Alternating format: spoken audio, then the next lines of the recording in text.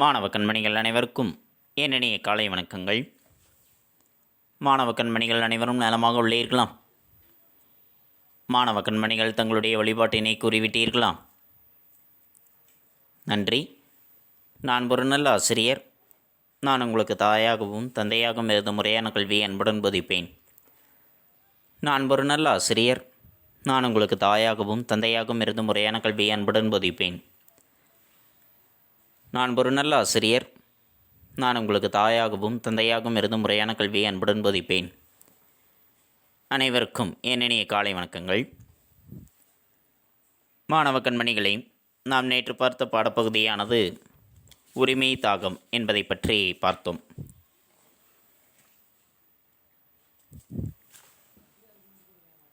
திண்ணையில் உத்திரத்தை அணிந்து பூசணி பழமாக உட்கார்ந்திருந்தார் மேலூர் பங்காரசாமி.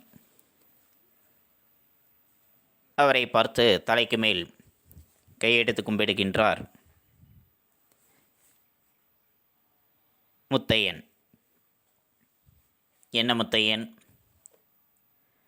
இந்த பக்கம் நீ தட்டுப்பட மாட்டேயே, புதிதாக இந்த பக்கம் வந்திருக்கின்றாய் போல் இருக்கின்றது, என்ன செய்தி என்று கேட்கின்றார். அடிக்கடி அவரை தேடி ஆள் வருவார்கள், பணம் வாங்குவார்கள், கொடுப்பார்கள், எழுதி கொடுத்த நோட்டை திருப்புவார்கள். அவருக்கு கொடுக்கல் வாங்கல் தான் தொழில் என்றே சொல்ல வேண்டும். என்னுடைய தம்பி என்னமோ பாக்கி கொடுக்க வேண்டியதாக கேள்விப்பட்டேன். அவன் ஒரு சின்ன பையன், எனக்கு தெரியாமல் நடந்து போயிற்று. அதனால் தான் கணக்கை பார்த்து தீர்த்துக்கலாம் என்று வந்தேன் என்று சொல்கின்றார். என்னப்பா இது, உனக்கும் உன்னுடைய தம்பிக்கும் தான் மனக்கசப்பாயிற்றே, இப்போ அவனுக்காக நீ வந்து நிற்கிறேன் என்று கேட்கின்றார். அண்ணன் தம்பிக்குள்ளே 1000 இருக்கும். இன்றைக்கி அடிச்சுக்கிறது தான், நாளைக்கு ஒன்று சேர்ந்துக்கிறது தான். சரி, அவர் முறுக்கி கொண்டே இருந்தால் பெரியவராகிய நாம் தானே பொறுத்து போக வேண்டியிருக்கும். அது சரிதான், ஆனால் கையை நீட்டி பணம் வாங்கியது வெள்ளையனாயிற்றே. 400 ரூபாய், 400க்கு கிரயம் வேற இருக்கின்றது என்று சொல்கின்றார். 200 என்று தான் சொன்னான். அதுவும் நம்பிக்கை கிரயத்தில் தான் பிஞ்சை எடுத்து கொடுப்பான் போல் இருக்கின்றது. வட்டியை வேற கொடுத்துட்டான். அசலை கொண்டு வந்திருக்கின்றேன், கணக்கை முடித்து விடுங்கள் என்று சொல்கின்றார். என்னப்பா நீ பாட்டுக்கும் பாட்டுக்கு பேசிகிட்டே போயிட்டுருக்கிறேன். உன்னை வச்சு தான் பார்த்தானா வாங்கினானா? கடன் வாங்கினது அவன். நம்பிக்கை கிரயம்னு உனக்கு செய்தி தெரியுமா? 400 ரூபாய்க்கு அறுதியாக கிரயம் முடிச்சாச்சு. புன்சை நிலத்தில் விதைப்பதற்கு இறங்காத அப்படின்னு அவன்கிட்ட சொல்லி அனுப்பிட்டேன் என்று சொல்கின்றார். நீங்கள் பாட்டுக்கு இப்படி சொல்லலாமா? உங்கள் பணத்தை யாராவது இல்லைன்னு சொன்னாங்களா? வாங்கின கடனை திருப்பி கொடுத்தா நோட்டை கிழிச்செறியது தான் மரியாதை என்று சொல்கின்றார். இந்த அளவுக்கு வந்துட்டியா? நான் தெரிஞ்ச மட்டும் பார்த்துக்கிறேன், அதுக்கு மேலே வார்த்தையை வளர்த்துக்காதை, சங்கடம் வந்து சேர்ந்துவிடும் என்று கோபத்தோடு அவர் உள்ளே சென்று விட்டார். புரட்டாசி மாதம் பிறந்தால் போதும், ஊர் முழுக்க சுறுசுறுப்பு ஆரம்பித்துவிடும். சம்சாரிகளுக்கும் சரி, கூலிக்காரர்களுக்கும் சரி, இந்த மாதம் அப்பேற்பட்ட மாதம். மறுநாள் விடியற் காலையில் மூளை முடுக்குகளை முடங்கி கிடந்த இரட்டை கலப்பைகள் எடுத்துக்கொண்டு தங்களுடைய விளைநிலங்களுக்கு சென்றார்கள். கஞ்சிக்கிழமையும் குடையுடன் பனைமரத்து பாதையில் முக்கமாக வந்து கொண்டிருந்தால் அவருக்கு பின்னாலேயே கையில் தூக்குவாளியுடன் சின்னவள் வந்தாள். ஏரை பூட்டி முத்தைய நிலத்தை தொட்டு கும்பிட்டு விட்டு கயிறை பிடித்து உழவு செய்கின்றான். மேலூர் பங்காரசாமி அன்றைக்கு கோவில்பட்டி போய் வக்கீலிடம் வெள்ளைச்சாமி எழுதி கொடுத்த நோட்டை கொடுத்து ஒரு நோட்டீஸ் விட்டு பயமுறுத்தலாம் அப்படின்னு ஒரு எண்ணம் அவருக்கு. போகின்ற பாதையில் நின்று அவர்களிடம் ஒரு மிரட்டு விட்டு போகலாம் என்று சொல்கின்றார். 2 பேருக்கும் பொங்காலம் வந்து விட்டதாம். பேசாமல் உண்டான பணத்தை கட்டிட்டு உங்களுடைய புன்சை நிலத்தை விழுங்க. கோர்ட்டுக்கு போனால் தான் அப்புறம் 2 பேர்த்துக்கும் வலிக்கும் என்று சொல்கின்றார். உடனே முத்தையன் சொல்கின்றார், என்னுடைய அப்பாவுக்கு 2 பிள்ளை, இப்போ யாருக்கு வலிக்கப் போகுதுன்னு பார்க்குறியா என்று ஆவேசமாக கத்திக்கொண்டே ஓடி வருகின்றார். அவருக்கு பின்னாலேயே சாட்டை கம்பை ஓங்கியபடியே வெள்ளைச்சாமி பாய்ந்து வருகின்றான். பங்காருசாமி பதறி போய்விட்டார். காரியம் கெட்டுவிட்டது. இவர்கள் இருவரும் வருகின்ற வேகத்தை பார்த்தால் சரியாக தெரியவில்லை. இதற்கு மேலே இங்கே நின்றால் மோசமாகிவிடும் என்று வேகமாக ஓடிக்கொண்டு இருக்கின்றார். இதனை பற்றித்தான் நாம் நேற்றைய பாடப்பகுதியில் கண்டறிந்தோம். மாணவ கண்மணிகளுக்கு நன்கு புரிந்திருக்கும் என எண்ணுகின்றேன். இன்று நாம் காண்பது பொருள் மயக்கம் இலக்கணப் பகுதி. பொருள்களுக்கிடையே வரக்கூடிய மயக்கம், வேறுபாடு.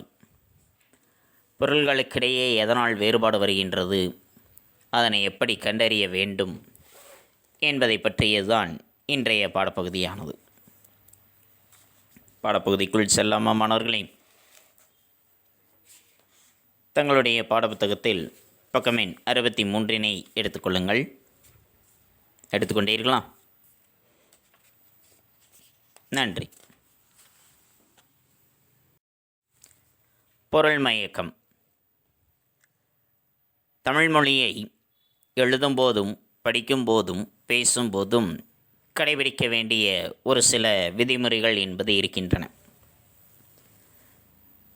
தமிழ் மொழியில் எழுதுகின்றோம், பேசுகின்றோம், படிக்கின்றோம் என்றால் நாம் எழுதும் பொழுதும் சரி, பேசும் பொழுதும் சரி, படிக்கும் பொழுதும் சரி, ஒரு சில விதிமுறைகளை நாம் பின்பற்ற வேண்டும். அந்த விதிமுறைகளின்படிதான்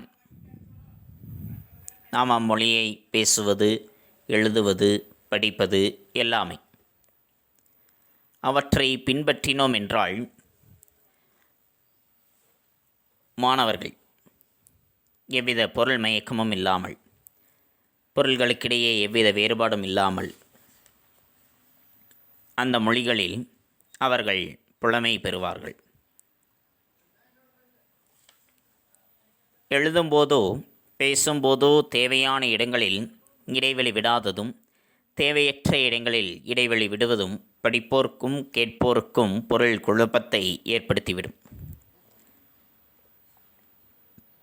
நாம் எழுதும் பொழுதும் சரி அல்லது பேசும் பொழுதும் சரி, தேவையான இடங்களில்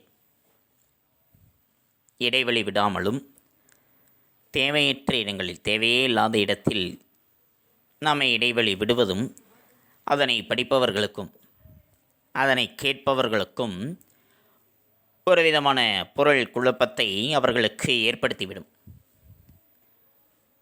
ஏனென்றால் நாம் பேசும் பொழுதும் எழுதும் பொழுதும் எந்த இடத்தில் இடைவெளி தேவையோ அந்த இடத்தில் இடைவெளி விட்டு நாம் பேச வேண்டும் அல்லது எழுத வேண்டும்.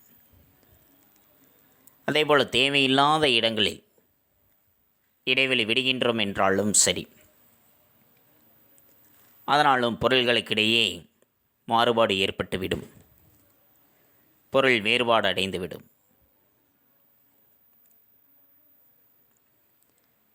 அதேபோலதான் தேவையில்லாத இடங்களில் இடைவெளி விடுவதனால் எப்படி பொருள் வேறுபடுகின்றது என்பதை பற்றித்தான் ஒரு உதாரணங்களாக கொடுத்திருக்கின்றார்கள். இடைவெளியும் பொருள் வேறுபாடும் என்று. எம் மொழி யார்க்கும் எளிது. எம் மொழி என்றால் எந்த மொழி. எந்த மொழி யார்க்கும் என்பது எல்லாருக்கும். எந்த மொழியானது எல்லாருக்கும் எளிதானது. எந்த மொழி எல்லோருக்கும் எளிதானது. எந்த மொழி எல்லோருக்கும் எளிதானது. அதுவே எம்மொழியார்க்கும் எளிது என்று வருகின்றது. என்றால் எம்மொழியார்க்கும் என்று வரும்பொழுது எந்த மொழி பேசுபவராக இருந்தாலும், எந்த மொழி பேசுபவராக இருந்தாலும் அவர்களுக்கு எளிதானது. எந்த மொழியை பேசுபவர்களாக இருந்தாலும் சரி, அவர்களுக்கு அது எளிது. முதல்ல எந்த மொழி எல்லோருக்கும் எளிதானது. இரண்டாவது, எம்மொழி பேசுபவருக்கும் எளிதானது. எப்படி பாருங்கள். அதேபோல் இரண்டாவது, அப்பாவின் நலங்காண்க. அப்பாவின், அப்பா, அந்த பாடல், அந்த பாடலினுடைய நலங் காண்க. அந்த பாடலினுடைய நலத்தை அறிய. அந்த பாடலின் எத்தகைய நலமுடையதாக இருக்கின்றது என்று அந்த பாடலினுடைய நலத்தை பற்றி அறிந்து கொள்வது. அதுதான் அப்பாவின் நலங்காண்க, அந்த பாடலினுடைய நலத்தை அறிக என்பது. அதே இரண்டாவது, அப்பாவின் நலங்காண்க என்றால் அப்பா, நம்முடைய அப்பா, அவர் நலமாக இருக்கின்றாரா என்பதை அறிந்து கொள்வது. அதுதான் அப்பா நலங்காண்க, அப்பா நலமாக இருக்கின்றாரா என அறிந்து கொள்வேன். சரியா? அதே போல் 5 மாடி வீடு. 5 மாடி வீடு அப்படின்னு என்ன?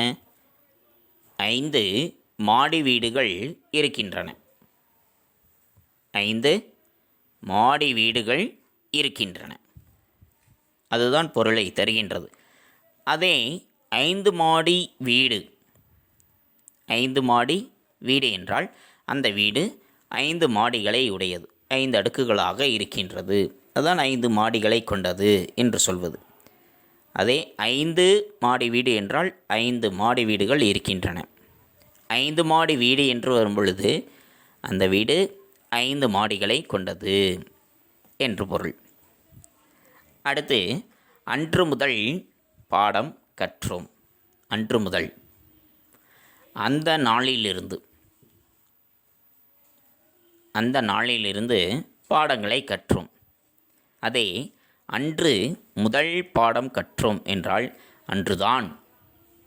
அன்றுதான் முதல் பாடத்தினையே நாம் கற்றுக்கொண்டிருக்கின்றோம். அப்போ இடைவெளி எப்படி விடுவதனால பொருள் மாறுபடுகின்றது என்பதை நாம் இப்பொழுது தெரிந்து கொண்டோம். இவ்வாறு சொற்களை சேர்த்தும் பிரித்தும் எழுதுவதனால் பொருள் மாறுபாடுகள் என்பது ஏற்படுகின்றது. புரிந்ததா? அதேபோல் வல்லினமைகள் இட்டு எழுதுவதனாலும் வல்லினமைகள் இடாமல் எழுதுவதனாலும் என்ன பொருள் வேறுபாடுகள் ஏற்படுகின்றன என்பதை காண்போம். பிட்டு தின்றான், அங்கே வல்லினமை வருகின்றது. இப்போ வல்லினமை வந்தால் பிட்டு தின்றான் என்றால் கையில் இருக்கக்கூடிய, அவனுடைய கையில் வைத்திருக்கக்கூடிய தின்பண்டத்தை என்ன செய்கின்றான்? கையால் பிட்டு சாப்பிடுகின்றான், அதாவது உடைத்து சாப்பிடுகின்றான். அப்படியே கடித்து சாப்பிடாமல் அதனை உடைத்து சாப்பிடுகின்றான். அதுதான் பிட்டு தின்றான் என்று. அதை பிட்டு தின்றான். பிட்டு தின்றான் அப்படின்னா பிட்டு என்கின்ற ஒரு தின்பண்டத்தை அவன் சாப்பிடுகின்றான். பிட்டு என்கின்ற ஒரு தின்பண்டத்தை அவன் சாப்பிடுகின்றான். ஆனால் முதல்ல இருந்தது என்னது? தின்பண்டத்தை இரண்டாக பிட்டு சாப்பிடுகின்றான். ஆனால் அடுத்து இருப்பது பிட்டு என்கின்ற தின்பண்டத்தை அவன் சாப்பிட்டான். அதே போல் உள்ளக்கருத்து என்பது தன்னுடைய உள்ளத்திலிருந்து எழுகின்ற கருத்து, அவனுடைய உள்ளத்திலிருந்து வெளிப்படுகின்ற கருத்து, அதுதான் உள்ளக்கருத்து என்பது. அதை உள்ள கருத்து என்றால் என்னிடம் இருக்கக்கூடிய கருத்து இதுதான். உள்ளத்திலிருந்து எழுகின்ற கருத்து அது வேற, என்னிடம் இருக்கக்கூடிய கருத்து இதுதான் என்பது வேறு. அதே போல் ஈட்டிக்கொண்டு என்றால் பொருளை உழைத்து பெற்று வருகின்றான், செல்வத்தை உழைத்து பெற்று வருகின்றான், அதுதான் ஈட்டிக்கொண்டு வந்தான் என்பது. அதே ஈட்டி கொண்டு வந்தான் என்றால் ஈட்டி என்கின்ற ஒரு கூர்மையான ஆயுதத்தை கொண்டு வருகின்றான். ஈட்டி என்கின்ற ஒரு கூர்மையான ஆயுதத்தை அவன் கொண்டு வருகின்றான். அதுதான் ஈட்டி கொண்டு வந்தான் என்பது. புரிந்ததா? இதுபோன்ற தொடர்களில் வல்லினமைகள் இட்டு எழுதுவதனால் ஒரு பொருளும் வல்லினமைகள் இடாமல் எழுதுவதனால் வேறொரு பொருளும் ஏற்படுகின்றன. அந்த வல்லினமைகளால் ஏற்படக்கூடிய பொருள் வேறுபாடுகளை அறிந்து நாம் பயன்படுத்த வேண்டும். ஒன்று, தேவையான இடங்களில் சரியான இடைவெளி விட்டு எழுத வேண்டும். அடுத்து வல்லினமைகளை கவனமாக இட்டு எழுத வேண்டும். இல்லை என்றால் பொருள் மயக்கம் என்பது ஏற்பட்டுவிடும். புரிந்ததா மாணவர்களே? நன்றி. காற்புள்ளியும் பொருள் மயக்கமும். காற்புள்ளியும் பொருள் மயக்கமும். நாம் இயல்பாக உரையாடுகின்றோம். அப்படி இயல்பாக உரையாடும் பொழுது பொருள் நிலையில் பெரும்பாலும் எவ்விதமான குழப்பமும் ஏற்படாது. அதனுடைய பொருள்களில் எவ்விதமான குழப்பமும் ஏற்படாது. குரலில் ஏற்ற இறக்கம், சொற்களில் அழுத்தம், குழைவு, இறுதிச்சொல் மூலம் வினாவா உணர்ச்சியா என்பதையெல்லாம் உணர்ந்து பொருளை நாம் சரியாக விளங்கிக் கொள்கின்றோம். இயல்பாக நாம் ஒருவரிடம் உரையாடுகின்றோம் அல்லது ஒரு மேடையில் பேசுகின்றோம் என்றால் அதனுடைய பொருள் அடிப்படையில் எவ்விதமான குழப்பமும் நமக்கு ஏற்படாது. பேசும் பொழுது குரல் ஏற்ற இறக்கம் ஏற்படுவது, ஏதேனும் ஒரு சொல்லில் அழுத்தம் தருவது, அல்லது இறுதியாக எதனை முடிக்கின்றோம் என்பதை வைத்து அது வினாவா அல்லது உணர்ச்சியா என்பதை உணர்ந்து அதனுடைய சரியான பொருளை நாம் அறிந்து கொள்கின்றோம். ஆனால் எழுதும் பொழுது காற்புள்ளி இடாமல் எழுதினாலோ அல்லது இடம் மாற்றி காற்புள்ளி இட்டாலோ தொடரில் இருக்கக்கூடிய சொற்கள் அத்தொடருக்குரிய முழுமையான பொருளை தராமல் வேறு ஒரு பொருளை தந்துவிடும். எழுதும்போது காற்புள்ளி தேவையான இடத்தில் காற்புள்ளி இட்டு எழுத வேண்டும். அப்படி காற்புள்ளி இடாமல் எழுதினாலும் சரி, அல்லது எங்கே காற்புள்ளி இட வேண்டுமோ அந்த இடத்தில் காற்புள்ளியை இடாமல் வேறொரு இடத்தில் காற்புள்ளி இட்டு எழுதுகின்றோம் என்றால் அந்த தொடரில் இருக்கக்கூடிய மற்ற சொற்களானது அந்த தொடருக்குரிய முழுமையான பொருளை தராமல் வேறு ஒரு பொருளை அது தந்துவிடும். இப்போ அதனை பற்றித்தான் பார்க்க இருக்கின்றோம். உதாரணத்திற்கு, அவள் அக்காள் வீட்டிற்கு சென்றாள் என்ற தொடர். அவள் அக்காள் வீட்டிற்கு சென்றாள். இந்த தொடரில் அவள் என்ற சொல்லுக்கு பக்கத்தில் காற்புள்ளி இருக்கின்றது. அவள் அக்காள் வீட்டிற்கு சென்றாள். இப்போ இவ்வாறு காற்புள்ளியிட்டு அவள் என்ற இடத்தில் காற்புள்ளி இருக்கின்றது என்றால் அவள் அந்த பெண் அக்காள் வீட்டிற்கு சென்றாள். அந்த பெண் என்ன செய்தாள்? தன்னுடைய அக்கா வீட்டிற்கு சென்று இருக்கின்றாள். அதுதான் பொருள். அந்த பெண் என்ன செய்தாள்? அவளுடைய அக்கா வீட்டிற்கு, அந்த பெண்ணினுடைய அக்கா வீட்டிற்கு அவள் சென்றிருக்கின்றாள். அதுதான் பொருள். அதே இரண்டாவது தொடரை பாருங்கள். அவள் அக்காள், அங்கே காற்புள்ளி வருகின்றது, வீட்டிற்கு சென்றாள். இப்போ காற்புள்ளி எங்கே வருகின்றது? அவள் என்ற இடத்திலிருந்து மாறி அக்காள் என்ற இடத்திற்கு வந்திருக்கின்றது. அப்போ இடம் மாறி வரும் பொழுது அதனுடைய பொருள் என்ன வருகின்றது? அந்த பெண்ணின் அக்காள், அவள் அக்காள், அந்த பெண்ணோட அக்கா வீட்டிற்கு சென்றாள், தன்னுடைய வீட்டிற்கு செல்கின்றார். அதே முதல் தொடரில் அந்த பெண் தன்னுடைய அக்கா வீட்டிற்கு போனாள் அப்படின்னு வந்தது. அந்த இரண்டாவது அந்த பெண்ணினுடைய அக்கா தன்னுடைய வீட்டிற்கு செல்கின்றாள் என்று பொருள் வருகின்றது. ஆக நிறுத்தற்குறிகளை உரிய இடங்களில் இட்டும் இடாமலும் எழுதி பொருள் மயக்கம் ஏற்படாமல் பார்த்து கொள்ள வேண்டும். இல்லை என்றால் தகுந்த இடங்களில் இடாமல் வேறொரு இடத்தில் மாற்றியிட்டோம் என்றால் பொருள் வேறுபாடானது ஏற்பட்டுவிடும். புரிந்ததா மாணவர்களே? அடுத்து இடைச்சொற்களும் விகுதிகளும் சொல்லுறுப்புகளும். தமிழில் உள்ள சில இடைச்சொற்கள், சொல்லுறுப்புகள், விகுதிகள் ஆகியவற்றை தொடர்களில் அல்லது சொற்களில் சேர்த்தும் பிரித்தும் எழுதுவதனால் பொருள் வேறுபாடானது ஏற்படுகின்றது. அவை எவ்வாறு ஏற்படுகின்றன என்பதை காண்போம். உதாரணத்திற்கு விடும் என்ற இடைச்சொல். விடும் என்ற இடைச்சொல் தன் தவற்றினை உணர்ந்து விடுவானாயின் நன்று.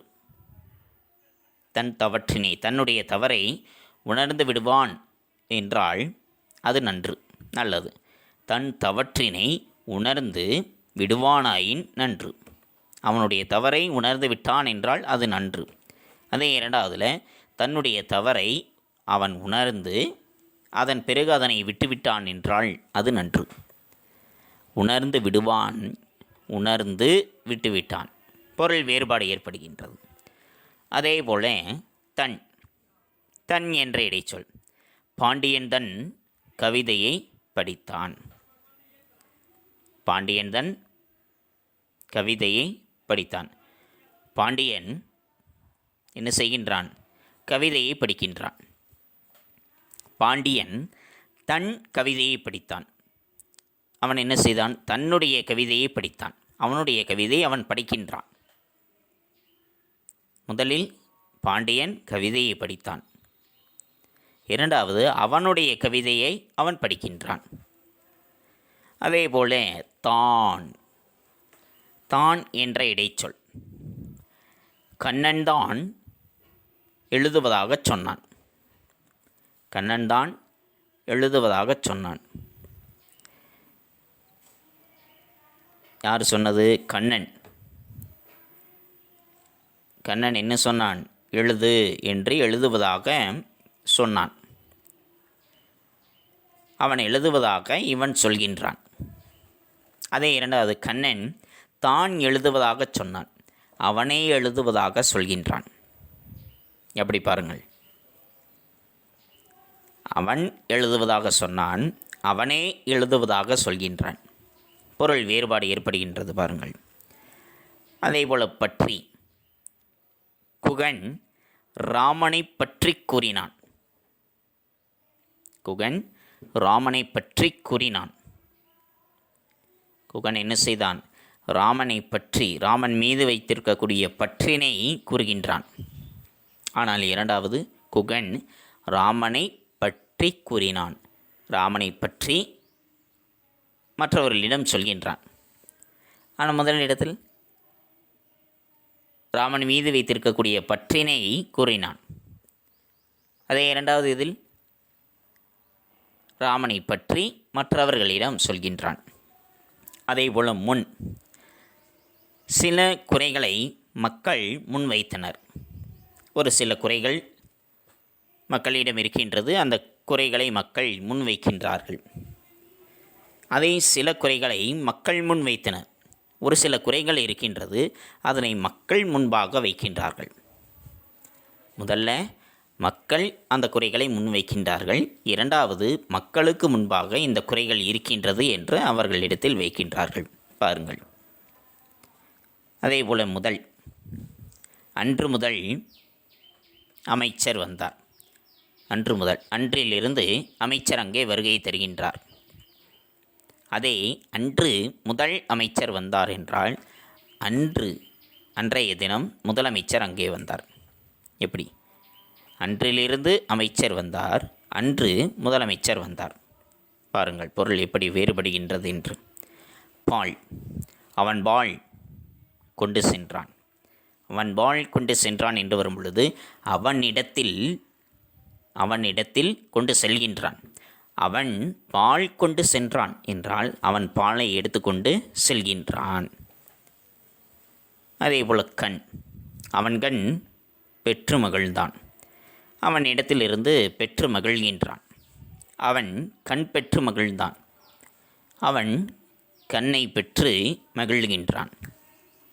படி, அளக்கும்படி வேண்டினான். இதனை அளந்து சொல்லுங்கள் எவ்வளோ எடை இருக்கின்றது என்று அளந்து கூறுங்கள் என்று அளக்கும்படி சொல்கின்றான். அதை இரண்டாவது அளக்கும் படி வேண்டினான். அளக்கின்ற படியை அவன் வேண்டுகின்றான், எனக்கு தாருங்கள் என்று கேட்கின்றான். அதன் மூலம் கண்டுபிடிக்கப்பட்டது. அதன் மூலமாக அதனுடைய உதவியால் கண்டுபிடிக்கப்பட்டது. அதன் மூலம் கண்டுபிடிக்கப்பட்டது. அதனுடைய மூலாதாரம், அதனுடைய அடிப்படை என்ன என்பது கண்டறியப்பட்டது. அவன் கூட கொடுத்தான். அவன் கூட என்ன செய்கின்றான்? கொடுக்கின்றான். அவன் கூட தனக்கு தேவையற்றது போக மீதம் இருப்பதை பிறருக்கு கொடுக்கின்றான். அவன் கூட கொடுத்தான், அவன் சேர்த்து கொடுக்கின்றான். இவை எல்லாமே பிற சொற்களோடு சேர்ந்து வரும் பொழுது ஒரு பொருளாகவும் தனித்து வரும் பொழுது வேறொரு பொருளாகவும் வருகின்றது. புரிந்ததா மாணவர்களே? அதனை சரியாக உணர்ந்து நாம் எழுத வேண்டும். சரியா? நன்றி. சொல்லுறுப்புகள். சொல்லுறுப்புகளையும் கவனமாக நாம் எடுத்து எழுத வேண்டும். இப்போ உதாரணத்திற்கு அதிலே கொடுக்கப்பட்டிருக்கின்றது. வீட்டிலிருந்து சென்றான். வீட்டிலிருந்து சென்றான். இரண்டாவது வீட்டில் இருந்து சென்றான். இப்போ இந்த தொடரில் அமைந்திருக்கக்கூடிய வீட்டிலிருந்து என்ற சொல் சேர்த்தும் பிரித்தும் எழுதும்போது இரண்டு விதமான பொருளை உணர்த்துகின்றது. வீட்டிலிருந்து என்றால் வீட்டிலிருந்து இப்போ தான் போனான். அதை வீட்டில் இருந்து சென்றான் என்றால் அவன் வீட்டில் இருந்து ஓய்வு எடுத்துக்கொண்டு புறப்பட்டு செல்கின்றான். இரண்டு விதமான பொருளை தருகின்றது. சொற்களை மாற்றி எழுதும் பொழுது ஏற்படுவதுதான் பொருட்குழப்பம் என்பது. சொற்களை நாம் மாற்றி அமைத்து எழுதுகின்றோம் என்றால் அந்த இடத்தில் பொருள் குழப்பம் ஏற்பட்டுவிடும். தொடர்களை அமைக்கும் பொழுது தேர்ந்தெடுத்த சொற்களையும் சொற்களுக்குரிய தெளிவான பொருளையும் அதனுடைய தொடரமைப்பு மாறாமல் அமைக்க வேண்டும். ஒரு சொற்றொடர் எழுதுகின்றோம் என்றால் சொற்றொடரை நாம் முழுமையாக அமைக்கும் பொழுது தேர்ந்தெடுக்கப்பட்டிருக்கக்கூடிய சொற்கள், அந்த சொற்களுக்குரிய தெளிவான பொருள், அந்த தொடரமைப்பு மாறாமல் அமைய வேண்டும். இப்போ உதாரணத்திற்கு ஆண்டுதோறும் மறைந்த தி ஜானகிராமன் நினைவாக கூட்டம் நடைபெறும் என்று இருக்கின்றது. ஆண்டுதோறும் மறைந்த தி ஜானகிராமன் நினைவாக கூட்டம் நடைபெறும். இந்த தொடரில் பொருட்பிழை இருக்கின்றது. என்ன? ஆண்டுதோறும், வருடந்தோறும் மறைந்திருக்கக்கூடிய தி ஜானகிராமன் அவருடைய நினைவாக கூட்டம் நடைபெறுகின்றது. அப்படின்னு என்ன? வருடந்தோறும் தி ஜானகிராமன் மறைந்தார் அப்படிங்கிற தவறான பொருளை தரும்படி அவர் அந்த சொற்றொடரானது அமைகின்றது. அப்படின்னா அவர் வருடந்தோறும் மறைந்து கொண்டே இருக்கின்றாரா என்று அப்படித்தானே பொருளை தருகின்றது. அப்போ எவ்வாறு மாற்றியமைக்க வேண்டும்? மறைந்த தி ஜானகிராமன் நினைவாக ஆண்டுதோறும் கூட்டம் நடைபெறும் என்று இருக்க வேண்டும். அப்படி இருந்தால்தான் மறைந்திருக்கக்கூடிய தி ஜானகிராமன் அவர்களுடைய நினைவாக வருடந்தோறும் கூட்டம் நடைபெற வேண்டும் என்று அமைய வேண்டும். அப்படி இருந்தால்தான் பொருளும் சரியாக இருக்கும், பொருட்பிழை என்பதும் ஏற்படாது. இப்படி ஒவ்வொரு தொடரிலும் எழுவாய், பயனிலை, செய்யப்படுபொருள் ஆகியவை அமைந்திருக்கும். சில தொடர்களில் எழுவாய் மறைந்து வருவதும் இருக்கின்றது. வெளிப்படையாக வராது, மறைந்து வரும். அப்படி மறைந்து வருவதை கண்டறிந்து நாம் புரிந்து கொள்ள வேண்டும். இப்போ அதே போல தான் கீழே தொடர்கள் கொடுக்கப்பட்டிருக்கின்றது. அந்த தொடர்களை பாருங்கள். ராமனுடன் லகுவணனும் காட்டிற்கு பணிவிடை செய்ய புறப்பட்டான். ராமனுடன் லகுவணனும் காட்டிற்கு பணிவிடை செய்ய புறப்பட்டான். சரியா? இரண்டாவது, பணிவிடை செய்ய ராமனுடன் லகுவனும் காட்டிற்கு புறப்பட்டான். பணிவிடை செய்ய ராமனுடன் லகுவனும் காட்டிற்கு புறப்பட்டான். மூன்றாவது, காட்டில் ராமனுக்கு பணிவிடை செய்ய லக்குவனும் புறப்பட்டான். காட்டில் ராமனுக்கு பணிவிடை செய்ய லக்குவனும் புறப்பட்டான். 4வது, ராமனுக்கு பணிவிடை செய்ய லக்குவனும் காட்டிற்கு புறப்பட்டான். இப்போ இந்த 4 தொடர்கள் இருக்கின்றது. இது ஒவ்வொன்றையும் பார்ப்போம். முதல் தொடர் பார்ப்போம். ராமனுடன் லக்குவணனும் காட்டிற்கு பணிவிடை செய்ய புறப்பட்டான். இப்போ முதல் தொடர் என்ன பொருளை தருகின்றது? ராமனோடு லக்குவணனும் காட்டிற்கு பணிவிடை செய்ய. எதுக்கு பணிவிடை செய்யறதுக்கு? காட்டுக்கு பணிவிடை செய்வதற்கு ராமனோடு லக்குவணனும் புறப்பட்டு செல்கின்றான் என்ற பொருளைத்தான் தருகின்றது முதல் தொடரானது. அப்படித்தானே தருகின்றது. காட்டுக்கு பணிவிடை செய்வதற்காக ராமனோடு லக்குவணனும் புறப்பட்டு செல்கின்றான் என்ற பொருளைத்தான் தருகின்றது. அதை 2வது இருப்பதை பாருங்கள். பணிவிடை செய்ய, பணிவிடை செய்வதற்காக, பணிவிடை செய்வதற்காக ராமனுடன் லக்குவணனும் காட்டிற்கு புறப்பட்டான். ராமனோடு சேர்ந்து லக்குவணனும் காட்டுக்கு புறப்பட்டு செல்கின்றான். யாருக்கு பணிவிடை செய்வதற்கு? யாரோ ஒருவருக்கு பணிவிடை செய்வதற்காக ராமனோடு சேர்ந்து லக்குவணனும் காட்டிற்கு புறப்பட்டு செல்கின்றான். இப்படித்தான் இருக்கின்றது 2வது தொடரானது. அதே 3வது தொடரை பாருங்கள். காட்டில் ராமனுக்கு பணிவிடை செய்ய. காட்டில் இருக்கக்கூடிய ராமனுக்கு பணிவிடை செய்வதற்காக லக்குவணம் புறப்பட்டான். காட்டில் இருக்கக்கூடிய ராமனுக்கு பணிவிடை செய்வதற்காக லக்குவணனும் என்ன செய்கின்றான்? புறப்பட்டு செல்கின்றான். அதை 4வது பாருங்கள். ராமனுக்கு பணிவிடை செய்வதற்காக, ராமனுக்கு பணிவிடை செய்வதற்காக லக்குவணனும் காட்டுக்கு புறப்பட்டு செல்கின்றான் என்ற பொருளை தருகின்றது. ஆக இந்த 4 தொடர்களுமே ஒவ்வொரு விதமான பொருளை தருகின்றது. இதில் எது சரியான பொருளை உணர்த்தக்கூடிய தொடர்? ராமனோடு லக்குவணனும் காட்டுக்கு பணிவிடை செய்வதற்காக புறப்பட்டான் என்பதாம், யாரோ ஒருவருக்கு பணிவிடை செய்வதற்காக ராமனுடன் லக்குவணனும் சென்றான் என்பதாம், அல்லது காட்டில் இருக்கக்கூடிய ராமனுக்கு பணிவிடை செய்வதற்காக லக்குவணனும் புறப்பட்டான் என்பதாம், அல்லது ராமனுக்கு பணிவிடை செய்வதற்காக லக்குவணனும் காட்டுக்கு புறப்பட்டான் என்பதாம். எது சரியான தொடர்? 4வது தொடர்தான் சரியானது. ஏனென்றால் அந்த தொடர்தான் பொருளை முழுமையாக வெளிப்படுத்துகின்றது. மற்ற தொடர்கள் உணர்த்தக்கூடிய பொருளானது அவ்வளவு முழுமையாக வெளிப்படவில்லை. ஒவ்வொன்றும் வெவ்வேறு விதமான பொருளை தருகின்றது. ஆனால் அது சரியானதாக இல்லை. அப்போ சரியான தொடர் என்பது 4வது தொடர்தான். அதில்தான் பொருள் சரியாக இருக்கின்றது. ராமனுக்கு பணிவிடை செய்வதற்காக லக்குவணனும் அவரோடு சேர்ந்து காட்டிற்கு புறப்பட்டு சென்றான் என்பது. இவ்வாறு சொற்களை மாற்றி நாம் எழுதினோம் என்றாலும் பொருட்குழப்பம் என்பது ஏற்பட்டுவிடும். அதனை தெளிவாக கண்டறிந்து நாம் சரி செய்ய வேண்டும். புரிந்ததா மாணவர்களே? நன்றி. மாணவ கண்மணிகளே, இதுகாரும் நாம் கண்டறிந்தது பொருள் மயக்கம் என்பதில் ஒரு சில பகுதிகளை பற்றி பார்த்தோம். தமிழ் மொழியை எழுதும்போதும் படிக்கும்போதும் அல்லது பேசும்போதும் கடைபிடிக்க வேண்டிய முறைகள் என்பது ஒரு சில இருக்கின்றன. அவற்றை பின்பற்றினோம் என்றால் பொருள் மயக்கம் இல்லாமல் மாணவர்கள் மொழிப்புலமையை பெறுவார்கள். எழுதும்போதோ அல்லது பேசும்போதோ தேவையான இடங்களில் இடைவெளி விடாததும் தேவையற்ற இடங்களில் இடைவெளி விடுவதும் படிப்பவர்களுக்கும் கேட்பவர்களுக்கும் பொருட்குழப்பத்தை ஏற்படுத்திவிடும். அதேபோல் வல்லினமெய்கள் இட்டு எழுதும் பொழுது ஒரு பொருளையும் இடாமல் எழுதும் பொழுது வேறொரு பொருளையும் தருகின்றது. அவ்வாறு இருக்கும் பொழுது அந்த வல்லினமெய்களால் ஏற்படக்கூடிய பொருள் வேறுபாடுகளை அறிந்து அதனை நாம் பயன்படுத்த வேண்டும். அடுத்து காற்புள்ளி.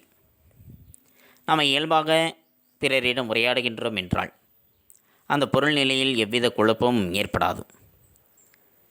அங்கே நாம் ஏற்படுத்துகின்ற குரல் ஏற்ற இறக்கம், சொற்களில் அழுத்தம் இவற்றை வைத்து பொருளை நாம் சரியாக புரிந்து கொள்கின்றோம். ஆனால் எழுதும் பொழுது காற்புள்ளி இடாமல் எழுதினாலும் சரி, அல்லது தேவையற்ற இடங்களில் காற்புள்ளியை இட்டு எழுதினோம் என்றாலும் சரி, அந்த தொடர்க்குரிய முழுமையான பொருளை தராமல் வேறு ஒரு பொருளை தந்துவிடும்.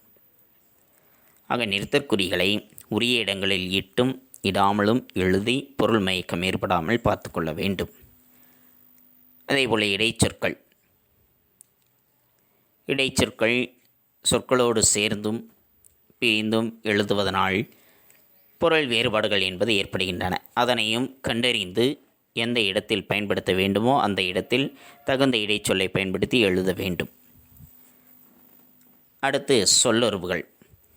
சொற்களை அமைக்கும் பொழுது தேர்ந்தெடுத்த சொற்களையும் சொற்களுக்குரிய தெளிவான பொருளையும் அதனுடைய தொடரமைப்பு மாறாமல் அமைக்க வேண்டும். இல்லை என்றால் அதனுடைய பொருளில் புரிதல் என்பது இல்லாமல் போய்விடும். ஒவ்வொரு தொடரிலுமே எழுவாய், பயனிலை, செய்யப்படும் பொருள் ஆகியவை அமைந்திருக்கும். அதனை கண்டறிந்து முழுமையாக தெளிவாக நாம் எழுத வேண்டும். இல்லையெனில் அதனுடைய பொருளானது மாறுபட்டு பொருள் மயக்கம் என்பது அவ்விடத்தில் ஏற்பட்டுவிடும். சரியா மாணவர்களே? இவற்றை பற்றித்தான் இன்றைய பாடப்பகுதியில் நாம் கண்டறிந்தோம். மாணவ கண்மணிகளுக்கு நன்கு புரிந்திருக்கும் என எண்ணுகின்றேன். அடுத்து நாம் காண்பது பாடப்புத்தகம் படித்தல்.